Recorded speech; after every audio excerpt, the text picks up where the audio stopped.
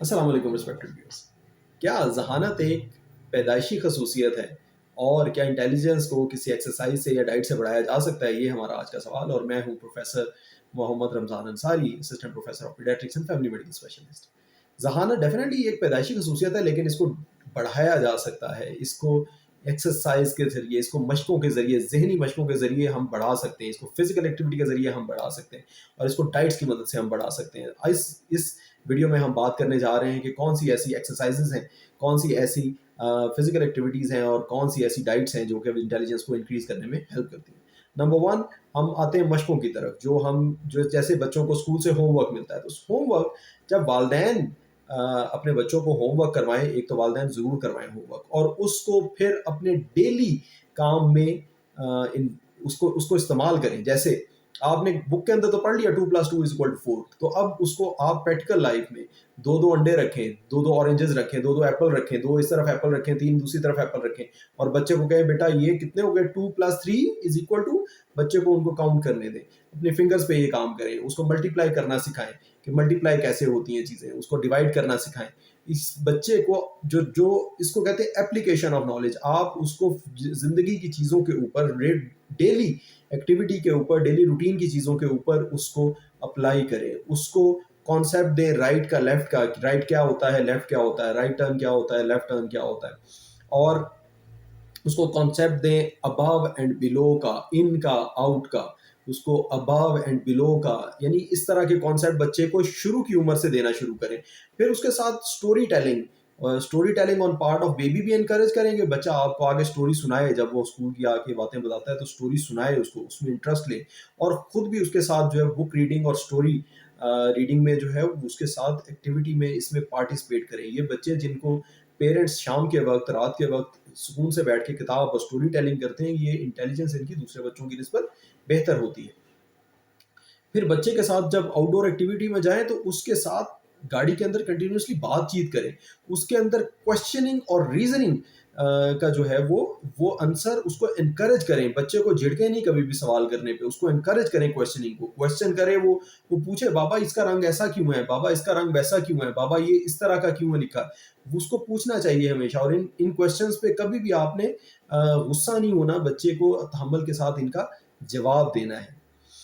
तो ये हो गया आपकी exercising the intelligence by homework, school work से आप कैसे इंटेलिजेंस उसकी बढ़ा सकते हैं। नंबर टू, जो मेजर करने की क्वांटिटी है, जो जो मेजर करने की मोडेलिटी है इंटेलिजेंस की, वो है intelligence intelligence quotient, IQ testing जिसको कहते हैं। आईक्यू टेस्टिंग जो है वो स्पेसिफिक पैरामीटर्स होते हैं, यानी सीरियल्स में लिखा हुआ है 3, 6, 9 और आगे खाली जगह है, तो डेफिनेटली ये 3 का मल्टीपल है, आगे 12 आता है। इन चीज़ों को बच्चे की ज़िंदगी में कार फरमा लाएं, इन चीज़ों को बच्चे की लाइफ में एक्सरसाइज करें इनकी रेगुलर बेसिस पे, ताकि बच्चे की आईक्यू टेस्टिंग, जिस पैरामीटर पे उसका आईक्यू टेस्ट होना है, वो उस पैरामीटर पे भी वो हर लिहाज से पूरा हो। उसको रीजनिंग आती हो कि क्यों आगे 12 आएगा, क्योंकि ये 3 के मल्टीपल चल रहा है, 3, 6, 9 है तो आगे 12 आएगा क्योंकि मल्टीपल ऑफ 3 है। तो इस तरह की चीज़ों को उसका एक्सरसाइज करें। आईक्यू टेस्टिंग के लिए स्पेसिफिक उसकी प्रिपरेशन होना बच्चे की बहुत ज़रूरी है। थर्डली, बच्चे को आउटडोर एक्टिविटी में पैरेलल प्ले। आउटडोर एक्टिविटी में बच्चा जब बाहर जाके खेलता कूदता है तो उसके अंदर उसको एक तो फिजिकल स्ट्रेंथ मिलती है, उसके साथ उसकी नर्व स्टिमुलेशन होती है, न्यूरोट्रांसमीटर्स रिलीज होते हैं। न्यूरोट्रांसमीटर्स जो हैं यही बेसिकली वो मादे हैं जो कि साइनेप्सिस, जो कि न्यूरॉन्स के दरमियान जो केमिकल चेंजेस, जो इलेक्ट्रिकल एक्टिविटी पैदा करते हैं, इसी को मेमोरी का नाम दिया जाता है। यही इलेक्ट्रिकल एक्टिविटी जो चार्ज होता है पॉजिटिव नेगेटिव न्यूरॉन्स के एंड्स पे, तो इसी के दरमियान जो चीज़ें स्टोर होती हैं, इसको मेमोरी कहते हैं। जब न्यूरोट्रांसमीटर की मिकदार अच्छी होगी ब्रेन में तो मेमोरी अच्छी होगी बच्चे की। और मेमोरी न्यूरोट्रांसमीटर कैसे बनेंगे? वो बनेंगे आपकी फिजिकल एक्टिविटी से, आउटडोर एक्टिविटी से, आपकी एक्सरसाइज से। आप एक्सरसाइज करेंगे, अपने ब्रेन की मेमोरी को एक्सरसाइज करेंगे, न्यूरोट्रांसमीटर बनेंगे। तो फिर आउटडोर एक्टिविटी में कौन सी एक्टिविटी करनी है? पैरेलल प्ले करना है, यानी एक बच्चा दूसरे बच्चे की तरफ बॉल फेंके, दूसरा बच्चा पहले बच्चे की तरफ बॉल फेंके। इसको पैरेलल प्ले कहते हैं, यानी एक दूसरे बच्चे के साथ इन कोहेरेंस सीक्वेंस में जो है वो प्ले करना, इसको कहते हैं पैरेलल प्ले। पैरेलल प्ले बहुत वाइटल इंपॉर्टेंस है बच्चे की लाइफ में। उसमें उसे ना सिर्फ अभी के लिए फ़ायदा होगा, बल्कि इन लॉन्ग रन उसे पता है कि ये हमारी ज़िंदगी दूसरों के ऊपर डिपेंडेंट है। You can not play with the ball yourself. आप सिर्फ़ हवा में उछाल के उसको दोबारा कैच करना कोई प्ले नहीं है। प्ले प्ले वो है जिसमें साथ आपके और लोग हों। आप उसकी तरफ फेंके, वो आपकी तरफ फेंके। इससे इंसान का जो जो सोशल लाइफ़ है, वो बहुत अच्छी हो जाती है। समटाइम्स आप गलत फेंकेंगे तो अगला कॉम्प्रोमाइज़ करेगा, समटाइम्स दूसरा जो है वो बॉल वापसी की आपकी तरफ फेंकेगा तो बिल्कुल सही नहीं फेंकेगा, आपके सीधे हाथों में नहीं आएगी, कहीं दाएँ-बाएँ जाएगी, तो आपको कॉम्प्रोमाइज़ करना पड़ेगा। इससे आपको पता चलेगा कि हमेशा जो आप एक्सपेक्ट कर रहे होते हैं, वो ही आपको रिटर्न नहीं होता।